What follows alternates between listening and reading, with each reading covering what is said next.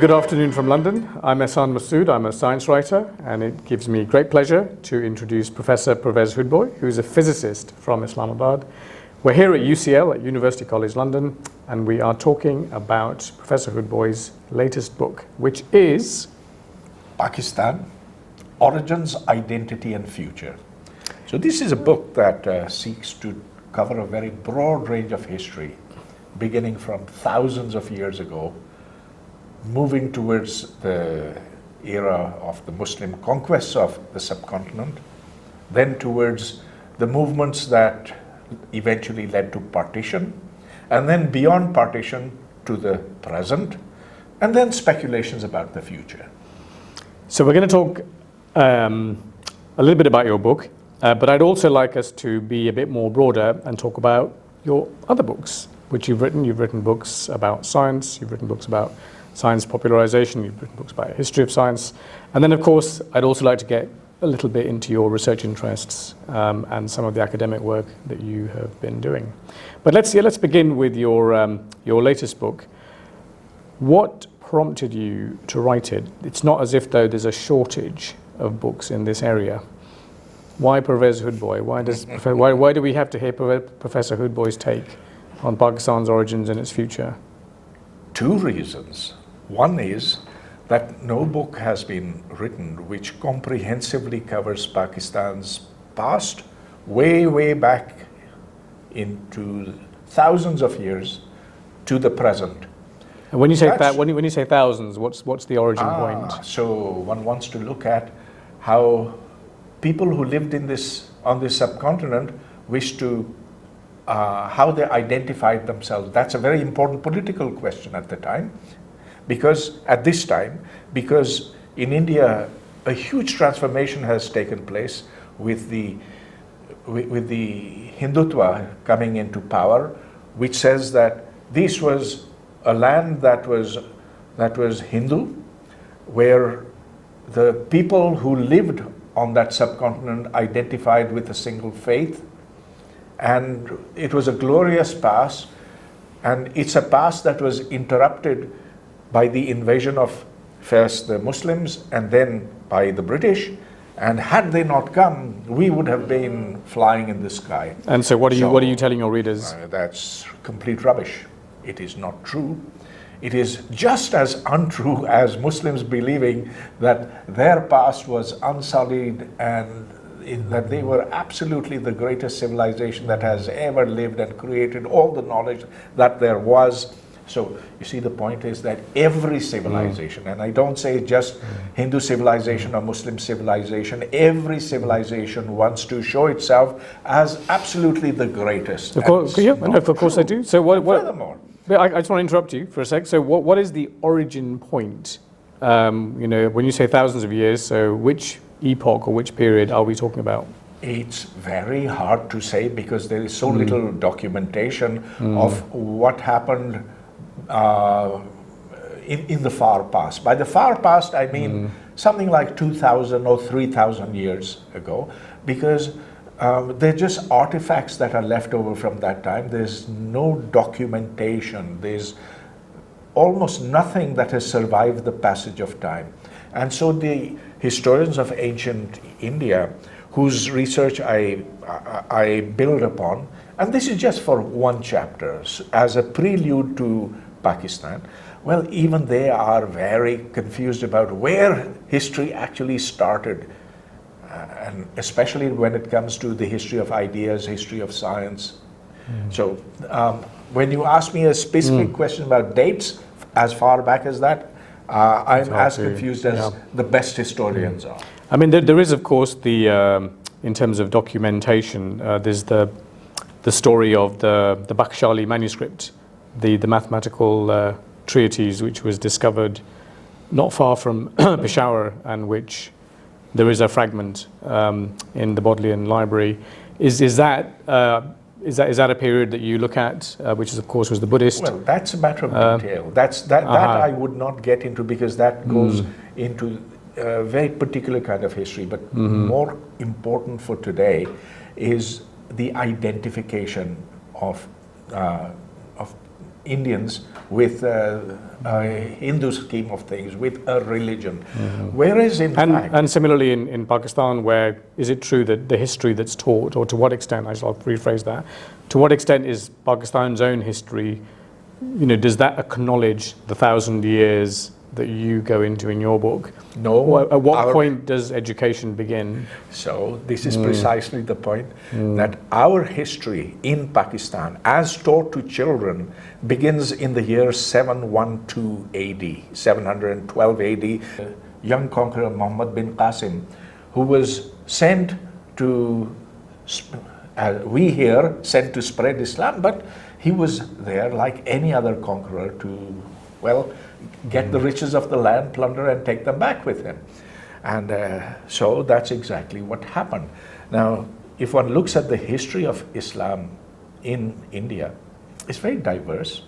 It's the Hindus today, they accuse Muslims as being plunderers, of desecrating their temples, of looting the riches and taking them back, and destroying and actually committing genocide also.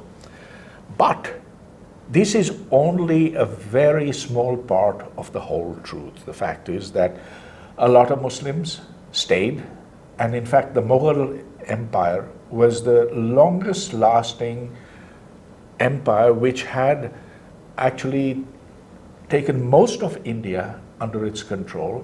It created beautiful architectural buildings, works, poetry, music, and an organization that allowed a high level of culture to prosper for something like 350 to 400 years.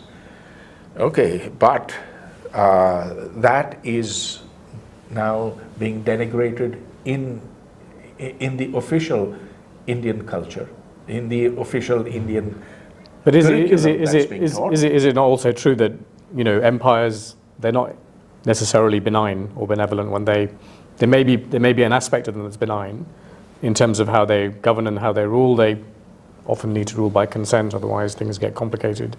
But in order to take power, I can't imagine the sort of, the Mughals came and showered Smarties on people and said, hey, we're your new rulers now, we love you. I mean, it must have been a bit violent, surely. Of course it was. All empires ruling by force is obviously begets violence.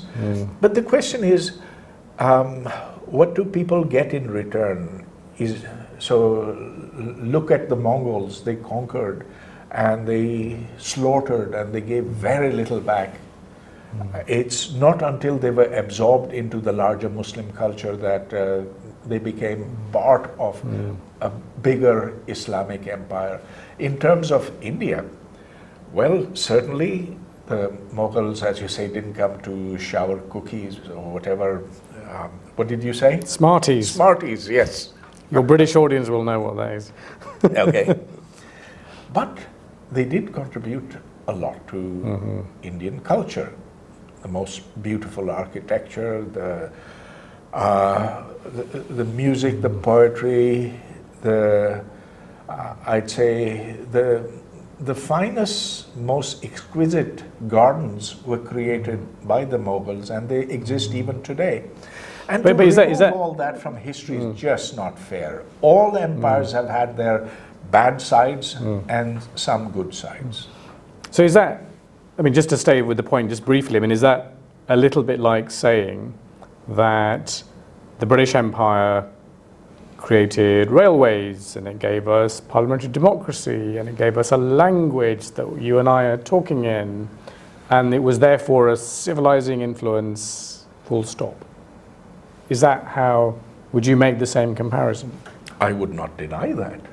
I would not deny the fact that when the British came, they connived with local rulers, they displaced them, they came as traders, but eventually they ruled over all of India, and they did it very cleverly. They eventually used force, and force in substantial amount, and there are massacres that they carried out, for all of which they ought to be condemned for. I condemn them for that.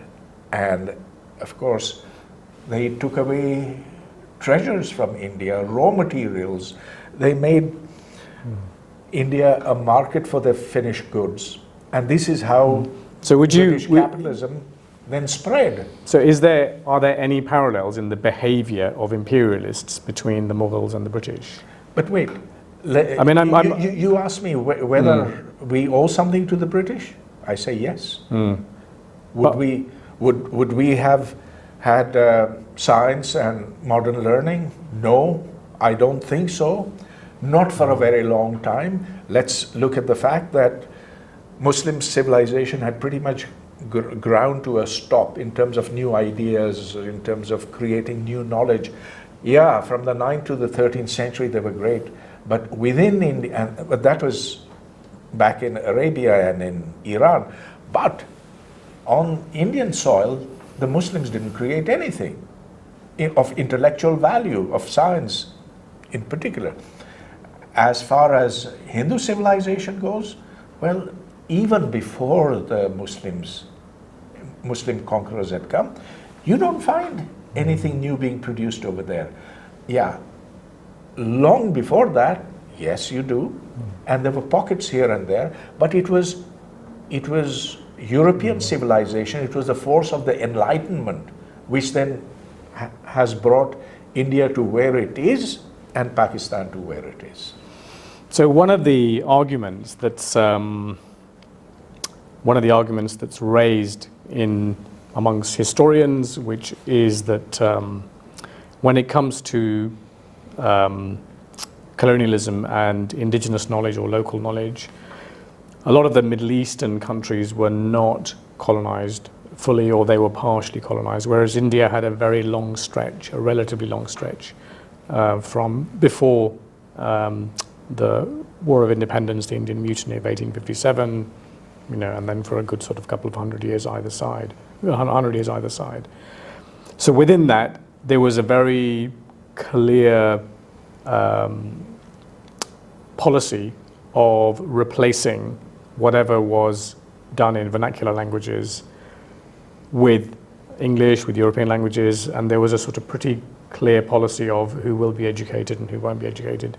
What do you think that did to just people's ability to think for themselves in their own language, leaving aside all the religious aspects, but just the ability to actually learn, because you're suddenly having to not only change the way you learn, but you have to find a new language to do it in, and so on.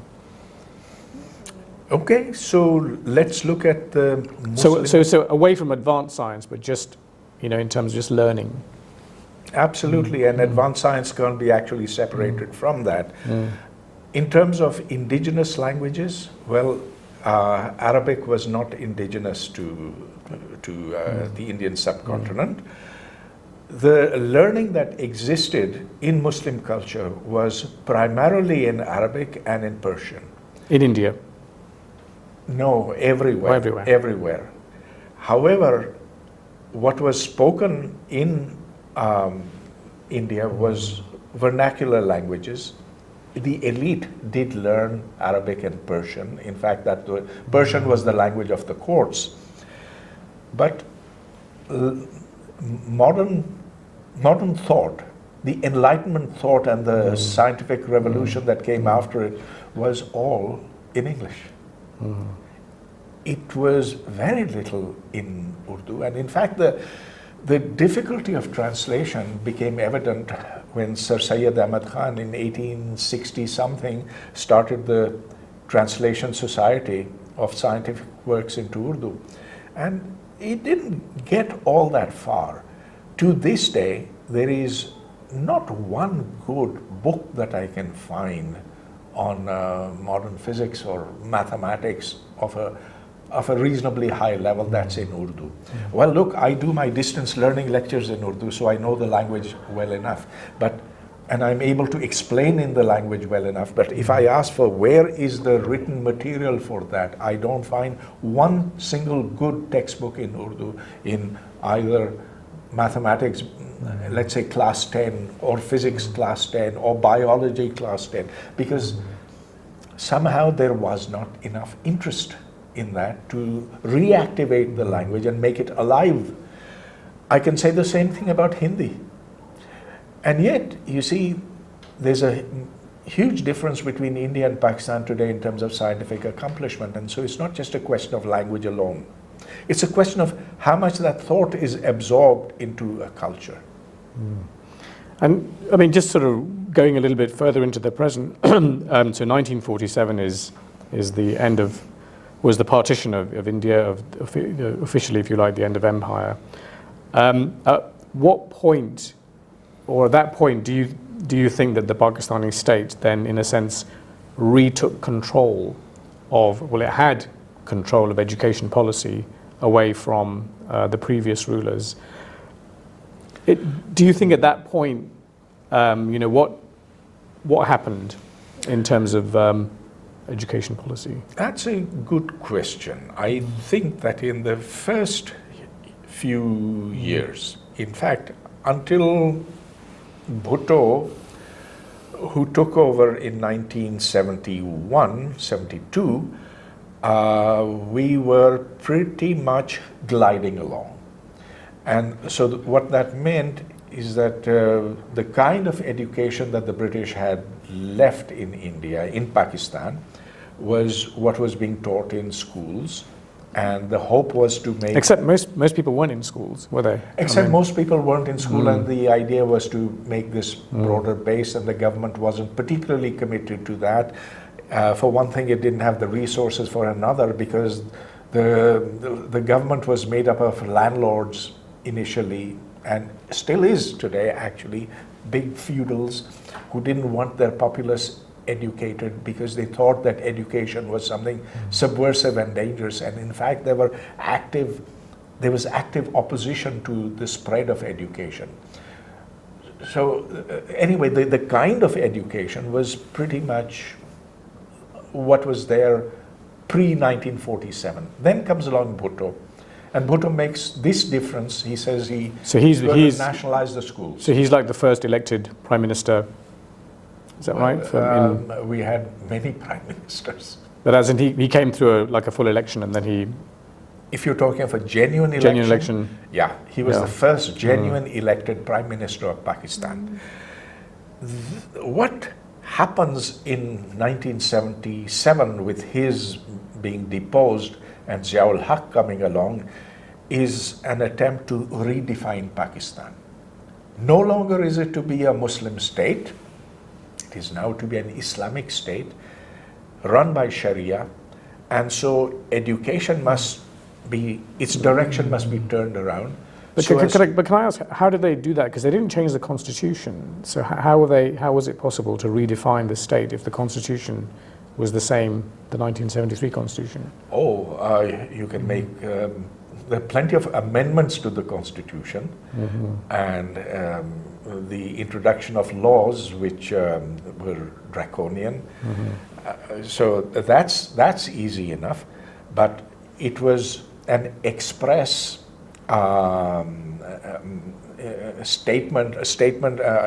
directive from General Ziaul Haq. This was to the Universities Grant Commission, and this was to Islamicize all of education, including science.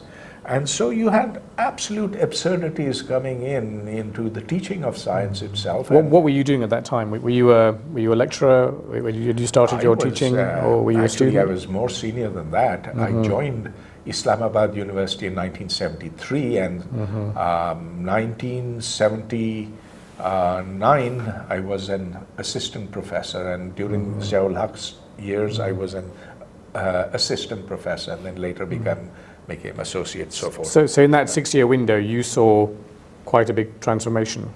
Huge. 11 years of Ziaul Haq which was a military dictatorship. Which was a military dictatorship. It was transformative. It changed the entire landscape. So you had punishments, public hangings, public floggings.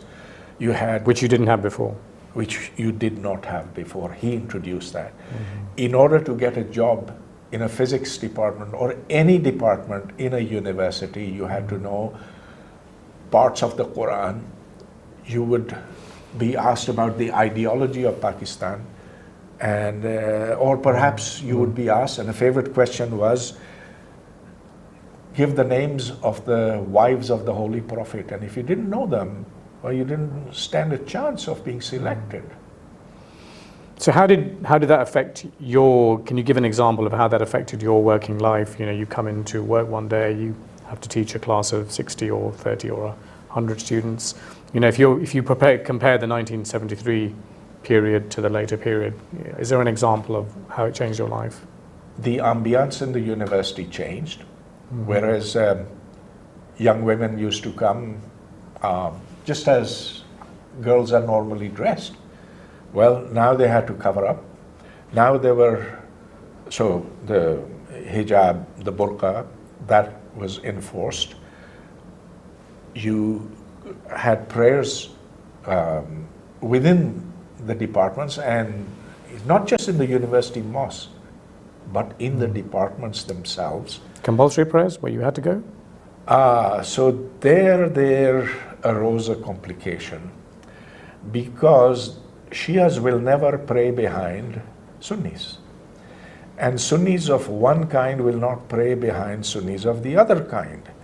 And so although the head of department was mandated, every male head of department was mandated to lead the prayers, so it became pretty embarrassing, because he could be a Shia and you don't want to pray behind a Shia. So the university policy was that if you're a department head, you become an imam, basically? Yeah. More or less? Yeah. This is under the General Zia period? This is under General Zia. And so even within Zia's time, this policy faltered out. But I have to tell you that there were... Did you have to change what you wore? Did you have to change your clothing? The ones who wanted to curry favor did. So you would... And what did they wear? How did they change their clothing? Before Zia-ul-Haq, they wore what you and I wear today. After Zia-ul-Haq, the ones who wanted to be in the favor of the authorities, they would wear shalwar kameez, or they'd wear maybe a turban, some of them. All that happened. So, and as far as the women go, the women teachers as well, they then would go for hijab. So there were ways of signaling that you were with the powers that be or opposed to the powers that be. And this was true across the board in every part of Pakistani life. So, you know, there have been periods of restoration of democracy. There was a movement for the restoration of democracy, the MRD. Did things revert at that point, in between the military periods and the democratic periods? Well, to an extent, but I think that the changes that Zia-ul-Haq made were essentially irreversible. So amongst them was the way in which the teaching of history was distorted, and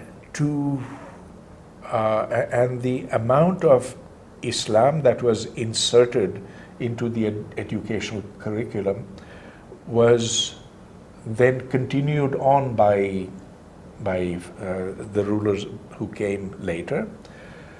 The need to have Pakistan portrayed as a security state, that need remained, because the army has essentially been in control of Pakistan, not just since the time of Bhutto or Zia-ul-Haq or Musharraf. It's been in control all throughout, and we need to see India as a perpetual enemy.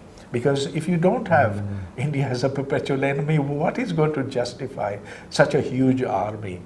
What's going to justify its hold on natural resources, on every form of business in Pakistan? And so that's a necessity. I mean, you mentioned the army. The army is also a big employer of academics. And in the period that you've been present, they've increased their presence in colleges, in universities. They have, pretty much a very large budget. How does that affect the teaching and the research environment in science? The army is not a big employer in terms of academics, no way. Yeah, there is the National Defense University, there is the National University of Science and Technology, which is run by the army. ComSats? ComSats, no. ComSats is not run by the army.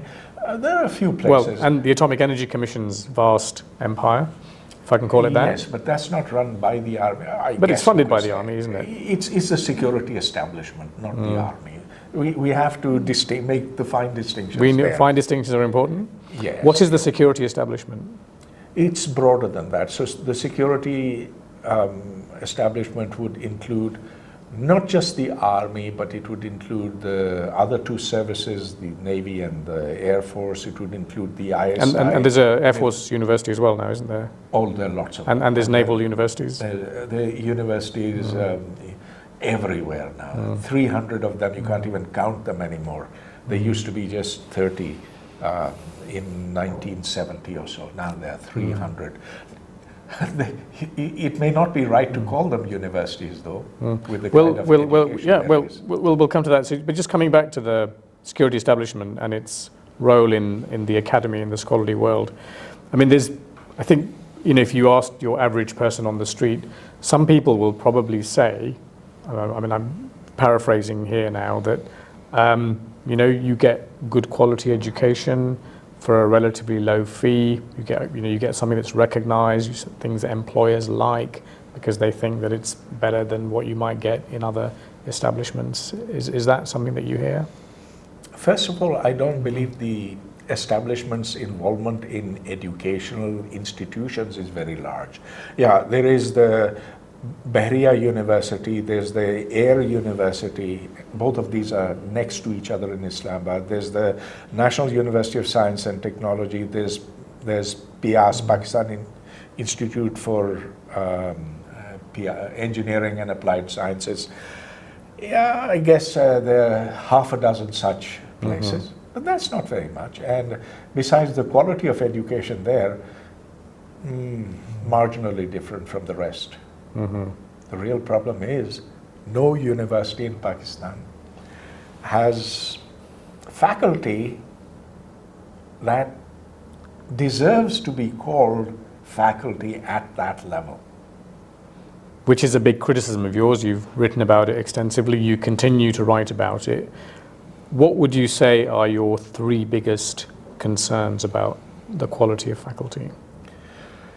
It's very simple. Ask them to explain the basics of their subject, and most of them will falter. Ask them to take an exam at the level of the GRE, which is necessary for entrance into a US university. Entrance, mind you.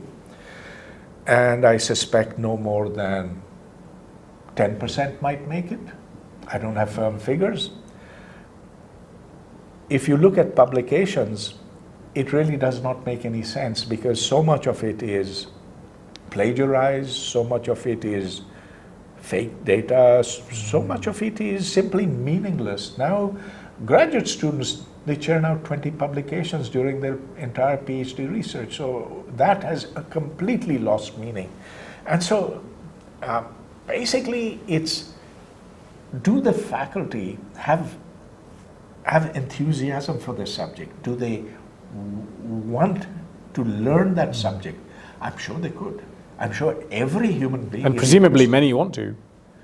Not many want to. I'll tell you why they don't want to. That they're not pushed into that, because you get the same pay, and nobody will know the difference whether you've learned your math or not.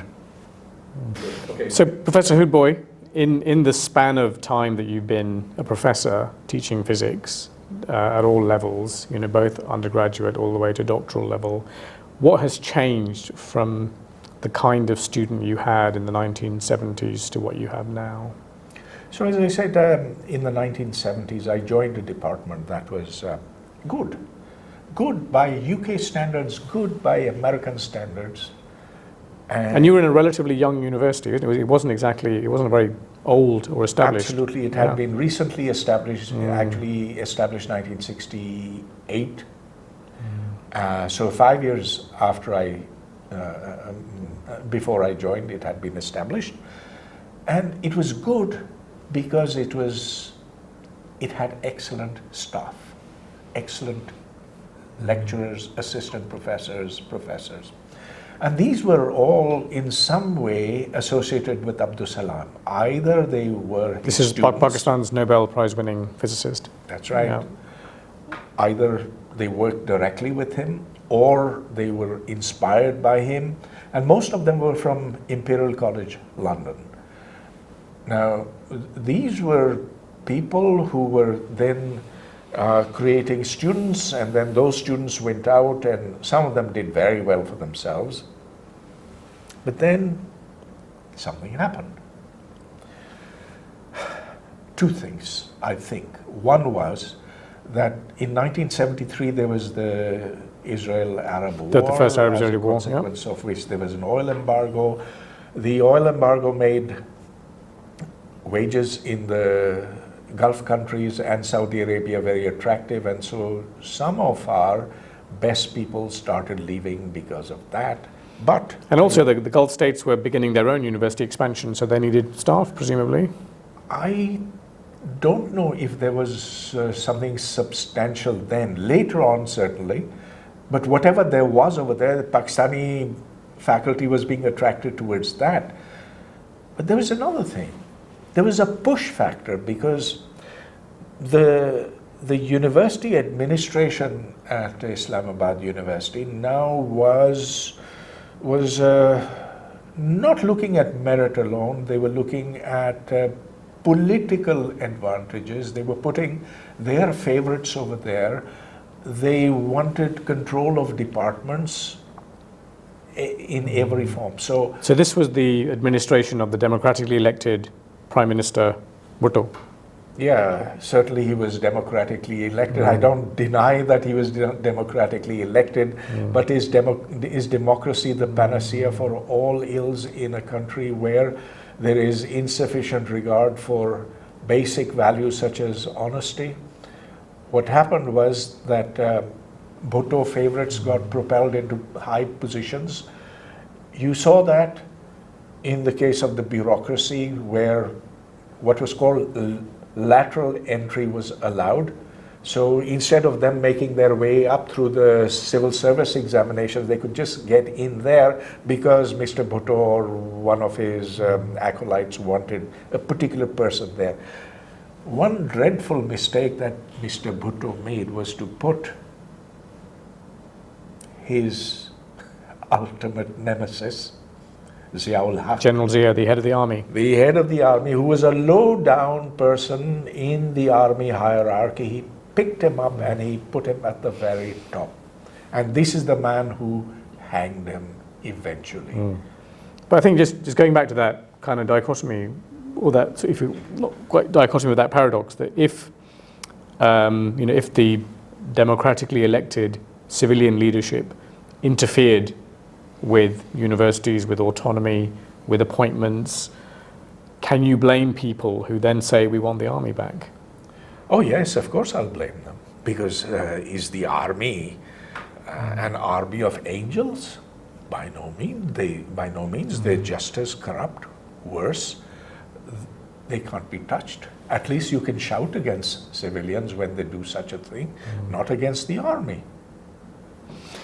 So speaking of which, I mean, again, looking at the book that you've written, you also talk about the present. And, right now we are in a situation clearly where the hold of what you call the security establishment is perhaps much more visible than it might have been in more recent years. Where do you see that in relation to universities and science? Much? I actually don't see a relationship between the two. The army is interested in exercising its political control, its control on everything that it wants. It wants control of businesses, of banks, of airlines, of what are called the DHAs, the Defense Housing Authorities. It wants everything that has to do with money, and it wants control. But it's not particularly concerned about the quality of education in Pakistani schools, colleges, or universities. That, if it's there, it's there. It's not the army's problem. That's a civilian authority's problem. But presumably, though, but for the military to retain its influence and to expand its influence the way you're describing, it needs competent people, and competent people will come from a competent education system, surely. That's an excellent point. If there was realization to that extent, we would have been spared so much pain. The hope now, and now you're quite right that a modern army requires people who have modern skills.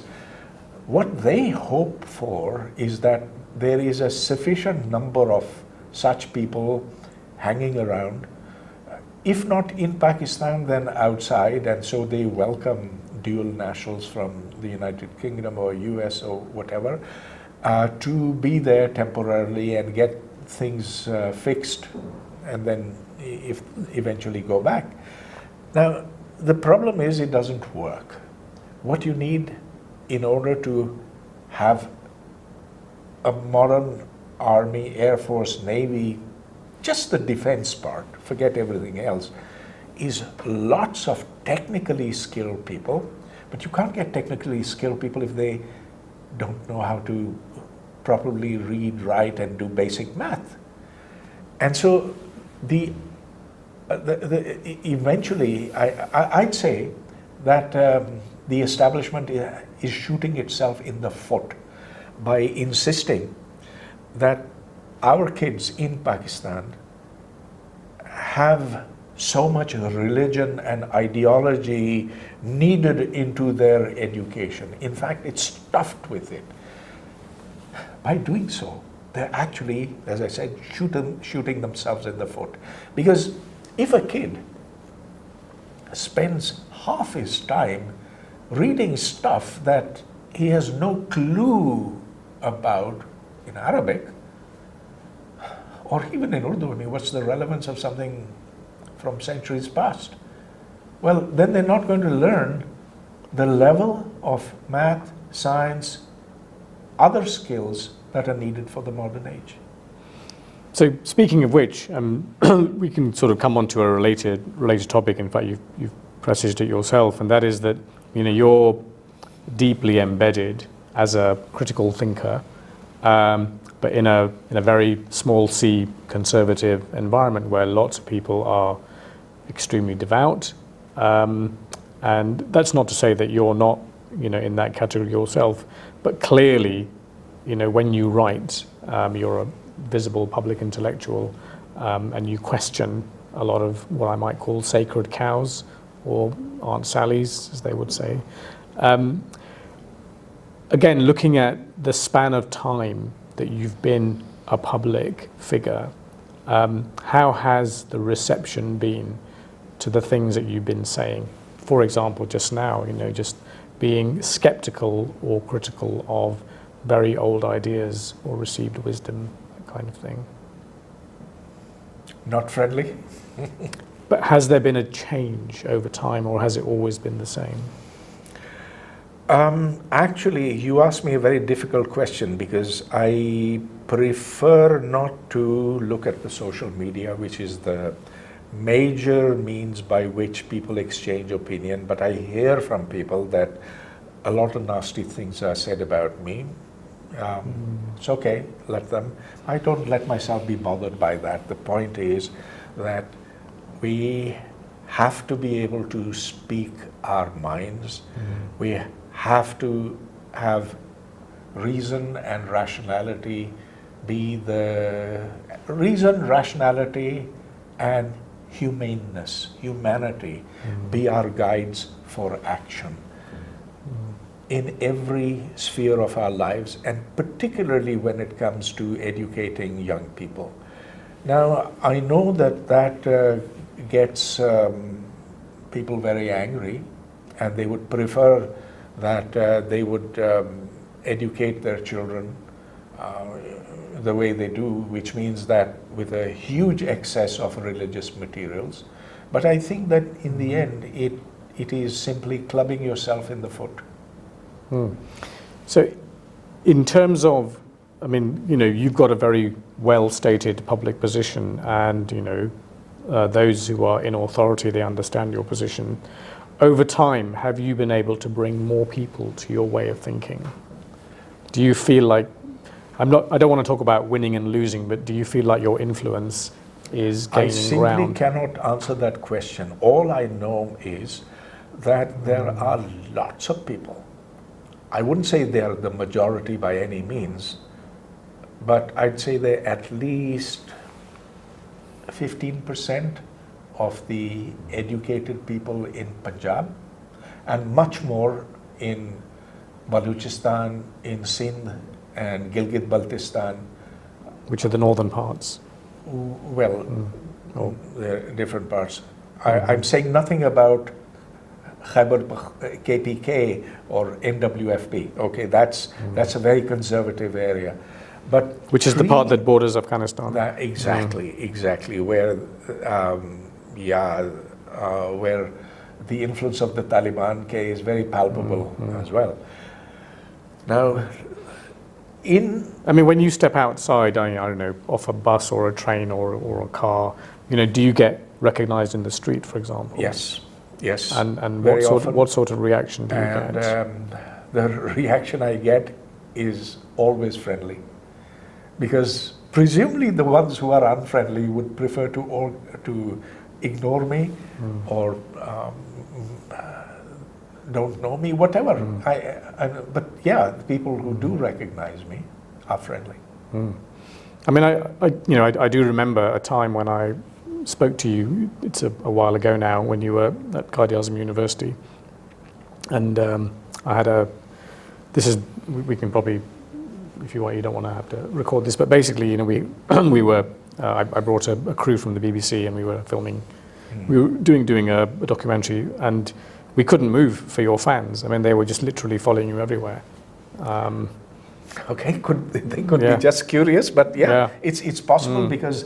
Well, no. We interviewed them afterwards, because we went in there thinking that you know, you're a controversial figure, and everyone's going to go, this Professor Hoodbhoy is basically sending us off the wrong path, onto the wrong path, or sending us astray. But all we got was just, you know, I mean, you're clearly a very popular lecturer, teacher. This is exactly why I've been banned from the majority of campuses in Pakistan.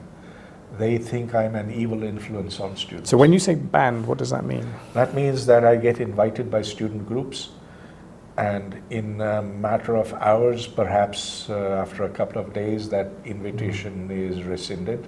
By the university administration? They don't say, they say, sorry, circumstances are such that we cannot invite you, and we apologize. Which means they've had a phone call or a communication from somewhere. Yes, absolutely. And this is also what makes a lot of them very cautious about inviting me.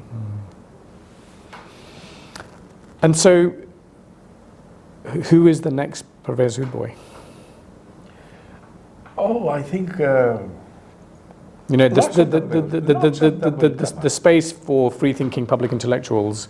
Of that, there are plenty. There are plenty. Are you confident?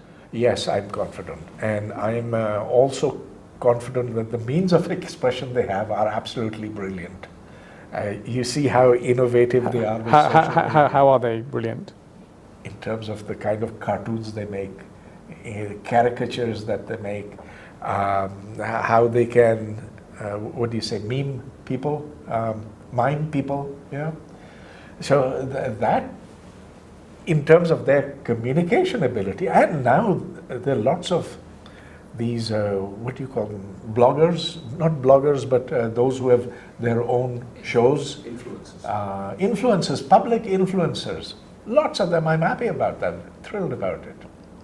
So Professor Hoodbhoy, nuclear physicist, what's the state of the field in Pakistan? And I mean that in a sense from the work that's being done, by the Atomic Energy Commission's organizations through to the public system? I think... And we're talking about just the field in general. Okay, so let's look at the field in general. I don't think nuclear physics is the field that was the hottest around, the way it was in the 1960s. Particle physics took over, then particle physics and string theory. Then you had the merging of all that into cosmology, and now Big Bang cosmology. We talk about strings being there at the very beginning, and all the stuff about black holes and entropy of black holes and so forth. Now it's gotten much more multidisciplinary. Of course, nuclear physics is still interesting. Discovery of super heavy elements, of rapidly spinning nuclei, all that stuff. But it's not cutting edge stuff, and the sort of thing that I did for my PhD, I don't think would get me a PhD today. Might not. Would you say that, one of the things that we hear a lot from today's early career scientists or researchers is that they can't feel that they're making a contribution because of data, that there is so much data in a field that it's difficult, it's difficult for them to feel that they're actually contributing. Because they that is different from field to field. Now, look, there is a lot of, let's take astronomy, or rather cosmology. Now, there's stuff that we can listen to at every frequency range. Then there's the James Webb Space Telescope and all that. So there is a lot of data over there, and if you're tuned to a particular range of things, like, for example, such an interesting idea. Suppose that there are stars made of dark matter. Sounds pretty impossible. Yes, it's possible. Well, how might you discover them? Well, what if you have two such black holes going around each other and they collide with each other? Then out come the gravitational waves. And the kind of signature that will be there, maybe it's already there in the stuff that we're hearing. So there's lots of data, too much data, true. Other places, so little data, so few ideas. For example? Look at where superstring theory has ended up. It is Did you think it would end up there, where it is now, which is? That's for the very top level experts like Witten to decide upon, because I'm too low a life on that scale. But I did use some of their ideas for, in nuclear physics. That's a...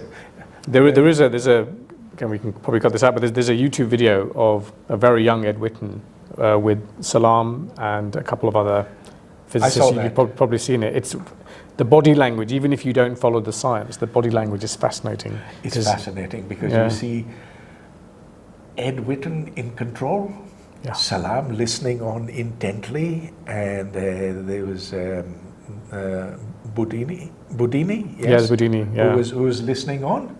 Yes, they must have done it in Trieste, I'm imagining. Yeah, of course it's in Trieste. Yeah. So, did you publish with Professor Salam?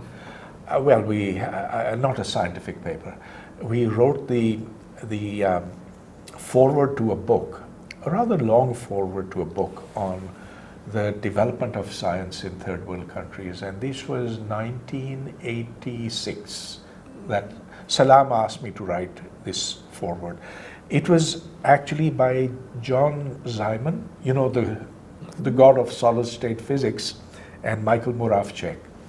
They'd written this book, and Salam said, why don't you write the preface? I said, heavens, Professor Salam, where are you and where am I, and who would ever look at a preface that's written by me? So he said, okay, I understand that, so you write it and I'll fix it. So I wrote it and he fixed it, and that's the only paper that I've written with Salam.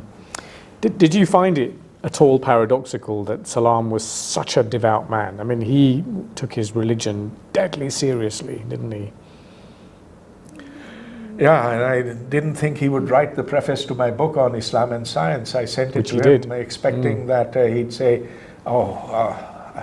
forget it, I'm not even getting near to this stuff. But he wrote, and he said his very first words over there, when Professor Hoodbhoy asked me to write the preface, he said, I don't think you will write it.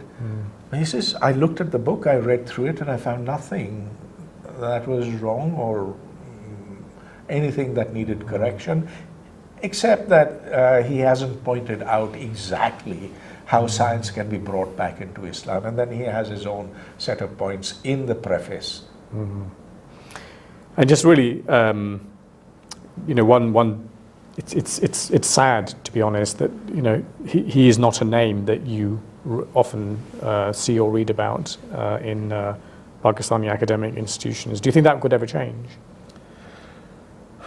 Not in my lifetime, not in the foreseeable future, but how far can I see the future? I hope it'll change after that. So Professor Hoodbhoy, you know, these days you're less of a working researcher, you're still an educator, and of course you're a very distinguished broadcaster and popularizer. What are you doing? What are your pursuits right now? My effort is to create, has gone towards creating a public space in Islamabad for science, art, culture. It's open to all. It is free for all. And basically we have 4 or 5 activities. One is that every evening there's a lecture on something that's interesting, whether that's a discovery made by the James Webb Space Telescope, or interpretation of quantum mechanics, or some part of history that was uncovered by someone that is not generally known, etc. That's one part.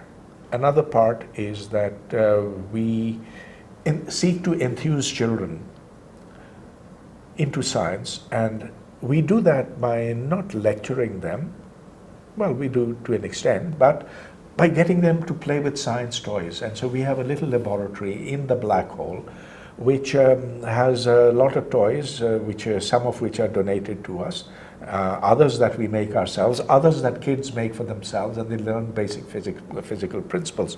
We've also recently started a workshop, a teacher's training program for math and physics. You know, it's absolutely appalling how little math and physics our teachers know.